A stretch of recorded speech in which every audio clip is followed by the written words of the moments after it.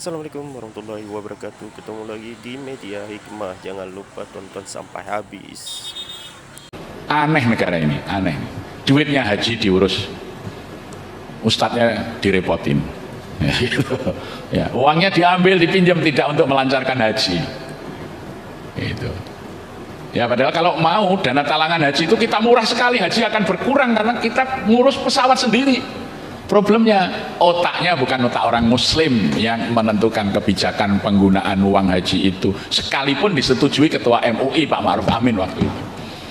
Sekarang Anda daftar haji pasti disuruh mengisi belangko kesediaan talangannya itu dipinjam untuk pembangunan infrastruktur. Ini kan menyedihkan sekali kita ini. Mestinya kan dana haji untuk mempermudah orang yang berhaji, bukan mempermudah investasi asing. Nah, ini masyarakat harus tahu.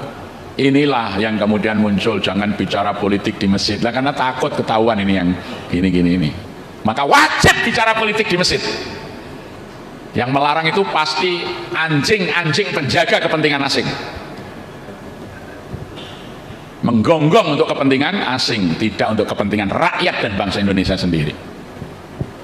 Nah, hanya dari masjid inilah kita bisa membangun masyarakat dengan baik. Di luar masjid kita akan ditipu mentah-mentah oleh agen-agen asing, kacung-kacung asing itu. Ya, jadi ini yang harus dibangun kesadaran lebih besar. Ya, jadi kita sudah mencoba sederhana ya, dari hal-hal yang kita perlukan, kita mampu dari masjid ini. Ya. Saya di Gresik, alhamdulillah dapat wakaf awalnya 5 hektar, kemudian dikasih uang 100 miliar, saya bangun masjid, saya bangun supermarket, saya bangun rest area dengan food court. Alhamdulillah wakifnya tertarik, saya ditambah lagi 40 hektar, ditambah modal 400 miliar. Sekarang kami sedang merintis pabrik pakan ternak, karena saya lihat di sekeliling masjid saya itu petani jagung. Kalau sudah panen jagungnya harganya murah. Saya hubungi pemilik Masjid Suciati itu, dia punya jaringan ternak yang 1 bulan konsumsi pakannya mencapai 5.000 ton, dan PT Jamburaya juga sekitar 6.000 ton. Nah, ayo ngambil pakan di masjid kami. Nah, kita kerjasama, Anda buat saham.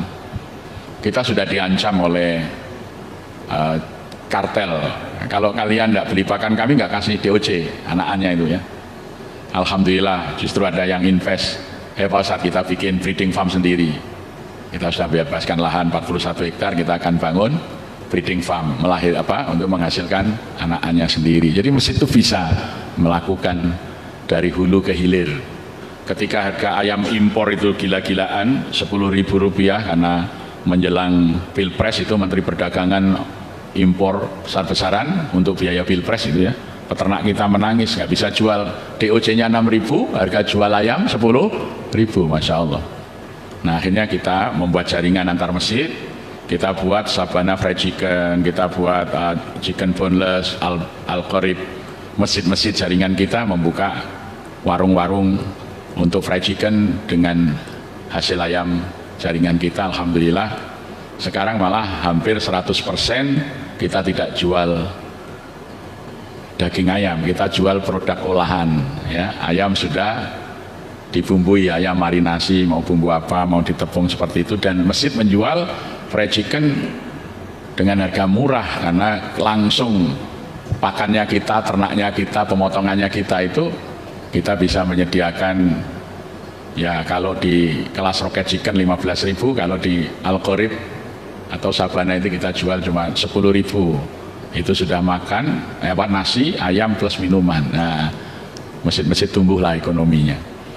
Jadi masjid ini adalah solusi ya. Banyak hal yang bisa kita selesaikan, kita pecahkan di masjid. Bagaimana nasib petani jagung, peternak ayam ya, ini bisa. Apalagi nanti untuk hal yang lebih besar lagi, kain, tekstil ya, sebetulnya kalau ada industri masuk ke situ. Dan banyak sekali, cuman ini memang tidak pernah ditumbuh kembangkan, sehingga kita ini jadi buruh di negeri kita sendiri dengan upah yang sangat rendah. Apalagi sekarang Omnibus Law sedang dirancang di bidang ketenagakerjaan, Jadi nanti tenaga kerja itu bekerja berdasarkan jam kerja.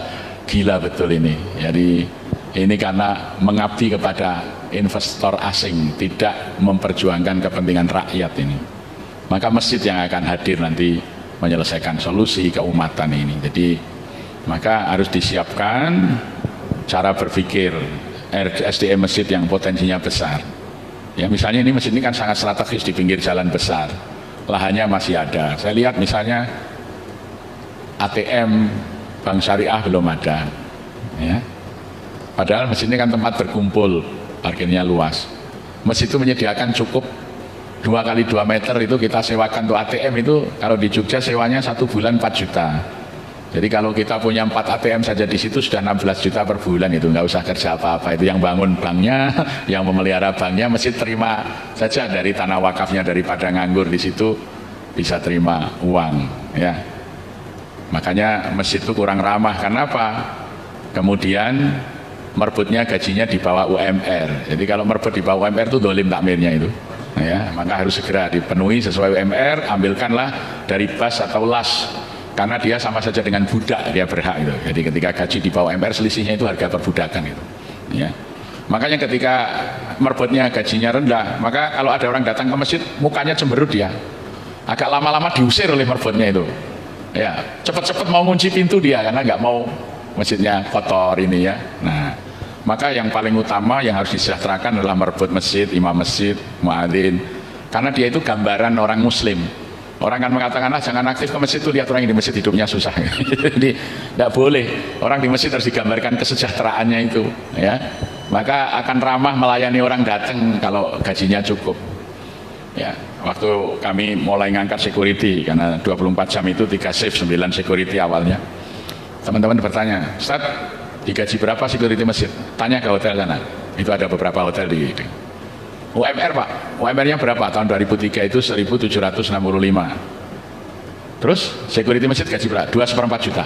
Harus di atas UMR. Jangan sampai security masjid berpikir pindah ke hotel. Jadi dia biar ibadahnya tenang, khusyuk, melayani jamaah dengan baik, ya.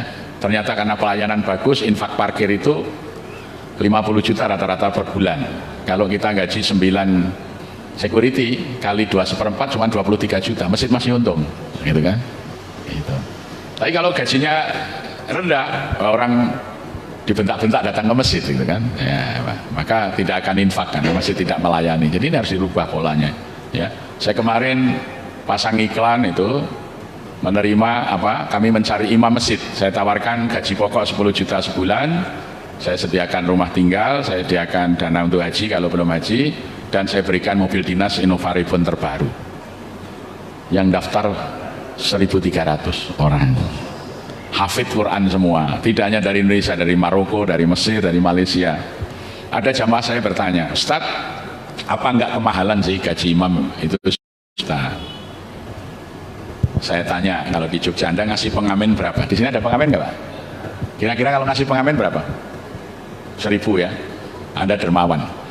Anda bisa bayangkan, imam ini gaji pokok 10 juta, berarti satu hari hanya 300.000.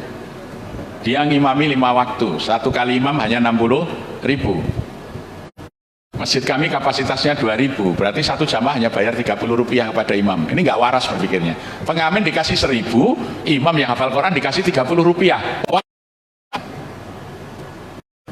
Ini cara berpikirnya aneh. Ngasih pengamen 1.000, 2.000 nggak merasa mahal. Imam dikasih 30 rupiah bilang mahal. Ini kan nggak waras cara berpikirnya ini. Ya, coba 10 juta bagi 30 hari, dibagi 5 waktu, dibagi jumlah jamaah. Imamnya subuh, kalau Jumat harus baca surat sajadah karena kami ingin sunnah dilaksanakan. Panjang itu, 30 rupiah. Pengamen sereng 1.000. Ini, ya. Jadi mesti kita itu berpikir. Alhamdulillah sekarang banyak sekali masjid yang datang ke kami minta imam dan sanggup menggaji segitu. Alhamdulillah. Jadi ya, saya diundang oleh Gubernur Kaltim ceramah Maulid Nabi kemarin di Masjid Islamic Center di Samarinda. Masjidnya besar sekali. Saya tanya kepada Pak Gubernur, berapa kapasitasnya? 6.000, Pak. Kalau Jumat itu penuh 6.000. Imamnya gajinya berapa, Pak? Ada yang jawab 4,5. Waras enggak, saya bertanya gitu.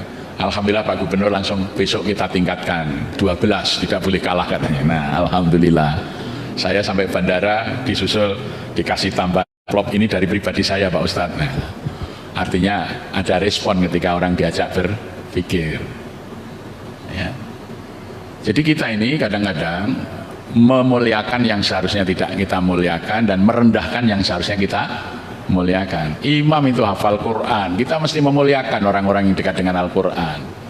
Dia ahli jamaah ke masjid 5 waktu, ya, masa kita rendahkan gitu. Jadi alhamdulillah ini sekarang sudah mulai bangkit masjid-masjid, dan ternyata ketika masjid itu imamnya bagus, jamaahnya penuh. Karena yang tadinya nggak pernah ke masjid, saya tanya kenapa jamaah Pak, enak Pak imamnya itu. Nah kalau yang dulu sama bacaan anak saya aja bagus anak saya, ya saya mending lah makmum anak saya gitu ya. Jadi kadang-kadang masjid itu tidak memikirkan inti kegiatan masjid adalah sholat berjamaah. Pelayanan yang paling utama adalah imam. Maka Masjidil Haram itu menggaji Syekh Abdurrahman As-Sudais itu kalau dirupiahkan sebulan 132 juta. Tapi murah karena kapasitas Masjidil Haram, Masjid Nabawi itu lebih dari 2 juta orang. Jadi kalau dihitung juga sangat kecil. Jadi ini kita harus berpikir memuliakan orang yang seharusnya dimuliakan. Insya Allah Allah akan memuliakan kita semuanya, ya. Jangan sebaliknya, justru orang yang kita harusnya dimuliakan direndahkan. Akhirnya nggak usah ngapal Quran, mau apa jadi imam masjid, berapa sih gajinya, ya gitu. Sehingga kita susah cari imam itu nanti, ya. Nah, lihatlah di Malaysia, di Brunei, ya, di negara-negara yang makmur itu imam mereka gajinya bagus, ya. Saya itu kalau Ramadan saja ngirim imam-imam 1 bulan aja ke Jepang, ke Korea itu, ya. Banyak saya ngirim, paling enggak itu kalau di Jepang saja, di Tokyo saja saya ngirim tiap Ramadan 8 orang imam. Masih muda-muda saya kirim 18 tahun yang hafal 30 juz. Itu paling tidak mereka sebulan pulang itu bisa, kalau beli 2-3 sepeda motor bisa itu, ya gitu. Jadi itu mereka menghargai, ya.